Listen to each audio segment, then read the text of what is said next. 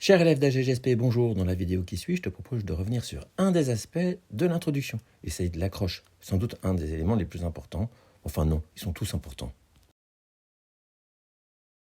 Alors pourquoi une accroche? D'abord, comme son nom l'indique, il s'agit d'accrocher l'attention de ton lecteur, et en l'occurrence celle du correcteur, dès la première phrase. Alors c'est aussi important d'annoncer implicitement le champ de réflexion, historique, géopolitique, politique, l'époque, etc. Parce que ça fait aussi comprendre à ton correcteur dès le début que tu as vu l'arrière-plan du sujet. Il faut montrer ton aptitude à apprendre par cœur des citations, par exemple, ou à suivre l'actualité, et surtout à bien cibler tes citations, puis à les choisir. Parce que c'est pas comme une cerise que tu mets sur un gâteau, il faut vraiment qu'il y ait un lien entre ton accroche et ton devoir.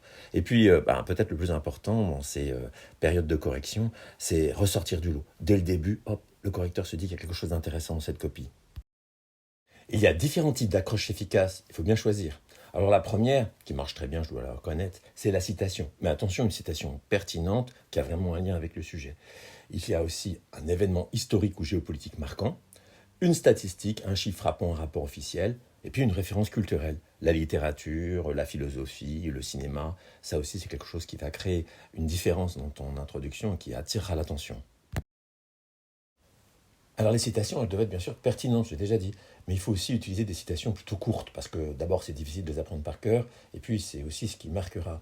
Cette citation ne doit pas te plaquer directement, il faut que le commentaire qui suive fasse un lien, quelque chose de tissé avec ton argumentation. L'auteur doit être présenté. Prenons l'exemple. La guerre est la continuation de la politique par d'autres moyens, affirmait Clausewitz. Faut préciser qui est Clausewitz, donc un penseur militaire prussien du 19e siècle. Puis ensuite développer un petit commentaire. Cette affirmation invite à interroger la nature des guerres dans un monde déstabilisé par des guerres irrégulières et des guerres hybrides. Des événements d'actualité ou des événements des dynamiques récentes. Un événement historique ou un événement géopolitique récent montrera dans ta copie que tu suis l'actualité. C'est vraiment un des conseils qu'on donne par exemple dans certaines copies qui sont orientées vers les institutions politiques. Ça illustrera ta problématique et ça donnera aussi du tonus à ton introduction. Par exemple, le 24 février 2022, la Russie lançait une offensive contre l'Ukraine, rompant non seulement les engagements de 1991, mais aussi l'ordre international de 1945 en matière de droit d'ingérence et de souveraineté. Tu peux utiliser une statistique, un chiffre frappant, un rapport officiel. Cela donne de la densité, ça montre ta capacité à utiliser tes données dans différents supports que tu as trouvés sur Internet ou dans la presse spécialisée. Je te donne un exemple. Selon le CIPRI, en 2024, les dépenses militaires mondiales ont atteint un niveau record de 2718 milliards de dollars, marquant une augmentation de 9,4% en termes réels par rapport à 2023. Il s'agit de la plus forte hausse annuelle enregistrée depuis la fin de la guerre froide et la 10e année consécutive de croissance des budgets militaires à l'échelle mondiale.